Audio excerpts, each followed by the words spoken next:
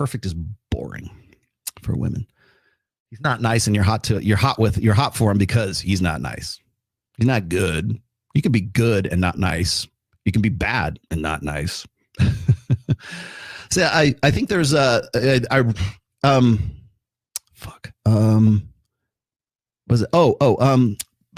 can you go to rationalmail.com and pick up give me the link to it's on the tip of my tongue. The myth of the good guy is what it's called. The myth of the good guy. I've actually written about this, Rachel. You don't want a good guy. You want a guy who can, well, I mean, you do, but I mean, ideally you do, but that guy doesn't exist. Andrew's not a good guy. He's not nice, but he's not a good guy. And I think that there's this want to have this sort of amalgamation. Thank you for that. I got it now. The myth of the good guy. Will you put that in the chat for me, Sam? The myth of the good guy. I wrote this in 2014. Wow. September 1st, 2014. And I won't read the whole thing for you, but Sammy just put it up there. Thank you for that, Sam. Myth of the good guy is that there's this idea that women say, well, I want an alpha with a side of beta. So, or I want a guy who has equal parts of kind, caring, loving, nurturing, protector, provider, parentally invested guy, beta bucks, with the perfect guy who looks like Jack Reacher, Alan Richter. I need Jason Momoa who can fuck the shit out of me and not be a nice guy. And what is it? Was Justin Waller saying you got to be the guy who can slit throats and change a diaper. Like that guy doesn't exist in the same dude. At least if it doesn't, he doesn't exist at the same time. And that's what that essay is about. And there's nothing wrong with that. I mean, you could call it a good guy. It's always this comfortable, like happy. There's this want for this happy medium who's like the best of both worlds. The problem is that, and I write about this in the essay, is that when a guy is predominantly alpha and he goes a little bit beta, or he does a 180, you're like, what's wrong with it? Because he's being incongruent. And the same thing applies when a guy is more predominantly beta and he goes and he's like, well, fuck this, I'm going to be alpha now. That's the women who hate guys in the red pill. Well, that's the first thing they'll say. These guys are weesh pussy betas, and Myron and Rollo try to convince them that they need to be alpha males. These alpha male podcasts. That's not what we're trying to do. But the reason why women get upset about that is because what we're doing, or they think that we're doing, we're not, but they think that we are trying to convince beta males that no woman would ever want to fuck in the first place to think that they are alpha, and to take to not have like earned their stripes, right? Or not earned their cred or whatever, and go out and try to chat up or try to approach women who they wouldn't otherwise approach and put the ick on them. And that's really what it boils down to. You're trying to convince these guys, these loser guys, that there's something that they're not. The reason why that's offensive is because, well, as I said, women's threshold for sexual revulsion is way higher than guys.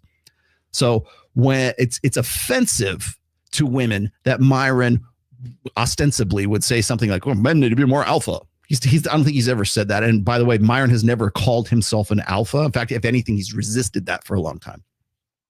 I've only ever facetiously and jokingly referred to myself as a lesser alpha, and that's because if you know anything about Royce's old designations. It used to be an inside joke that used to be funny back in 2012, 2014. Now people are like, what does Rollo think he's a lesser alpha? No, because never mind. But the idea is that women want an alpha with a side of beta. You don't, because that side of beta ends up making him incongruent. Or they want a beta with a side of alpha. And that's usually the most common. Like, I want a nice guy, and he's sweet to me, and he's funny, and he takes care of my needs, and he's emotionally available, and yeah, blah, blah, blah. And then I want him to also be able to turn into Jack Reacher whenever I want him to be. Jason Momoa. Now that he's single. I want him to turn into Justin Waller on demand. That's beta with a side of alpha. And the problem is that guy is never believable. Either one of them, it's never really believable. The guy who's alpha, who shows a side, who flashes a little bit of beta, that guy's more endearing.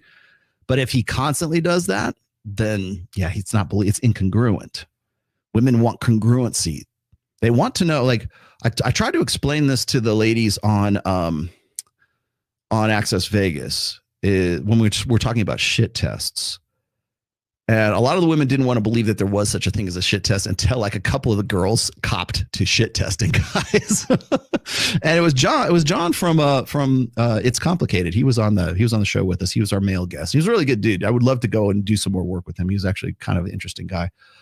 They were talking about shit tests, and people are like, I don't shit test. No, you do. You just don't know that you're doing it. What do you mean I don't know what I'm doing? Yeah, you don't. Just like guys don't. Guys will simp and not know that they're simping. Why would it be such a stretch for women to like shit test guys and not know that they're shit testing them? They don't want to ever think that a guy's got them figured out and they got something on them. That's why.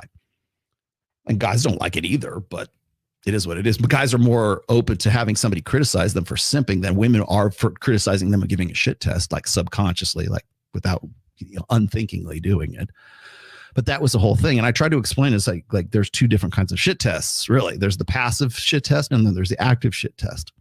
The active shit test is when you're single and you're at a bar and you just met the girl for the first time, or you had a social outing, or you met her after a gig. And there's this banter that goes back and forth. It's like this sort of, it's what I've called it conversational fencing or verbal fencing, right? Because I'm a fencer, right? It's thrust, parry, riposte, thrust again, attack, flèche, oh God. Like it's being able to conversationally fence with a woman shows that you get it. And you know how to, you have the social skills to say, I know what you're doing, but rather than call it out, I'm going to riposte with this. I know what you're doing. You know that I know what you're doing. And now I'm going to respond with this. And so it's this back and forth. And again, if you want to read more about that, it's in this book right here. Not how to do it, but why you're doing it in the first place. This is not a how-to book. This is a why it works book. And that's the part of the conversation, right? You got to be congruent, first of all. And then second of all, it's like the reason why you're getting that shit test in the first place is because she's trying to figure out if you are the real deal. Are you the guy who you seem to look like? Like I've said this God knows how many times, and I've had so many fucking black pill doomers like, oh, Rollo's fake. He's homosexual, blah, blah, blah. I've said this before. If you saw a guy who looks like, let's say, for example, you got Alan Richter or you got The Rock, right? And you put that guy in a slingshot bikini, or you put him in a tutu, like The Rock in like the Tooth Fairy movie. I think that's what it was. And we laugh at that and go, oh, The Rock. And the reason why that's funny is because it's the fucking Rock. And he's in a little kid's like ballet tutu dress. And I'm the Tooth Fairy, right? That kind of thing. The reason why it's funny is because it's incongruent with what we expect when we see a guy that looks like The Rock. If you see a guy that looks like Alan Richter and he's in a, sling bikini or whatever it is, he's probably at Pride Week. He's probably in some rainbow parade. That's what we're thinking at that time, because it's incongruent with what we would expect from a guy that looks like that. He's probably, if it walks like a duck and talks like a duck, it's probably a duck. And so, but it's incongruent. And that's why it's funny, because it's not what we expected from that guy. And that's really what a shit test is meant to determine. Is this guy really who he looks like he is? Talks like he is? Can he carry a conversation? Or is he a really good looking dude who's kind of a spurg, who's just sort of learning how to do this stuff, right? Or, so that's the active shit test. The passive shit test is usually what's given to you once you're in a relationship. It's when your wife or your girlfriend or whatever is trying to determine if you are really the best she could have done or the best she can do. So he's not meeting my needs. So what am I going to do? I'm going to give him a shit test to see if he's really the best I could do. Because if he's not, then I either need to divorce him or break up with him while I'm still hot enough to get another dude. That's basically a passive shit test.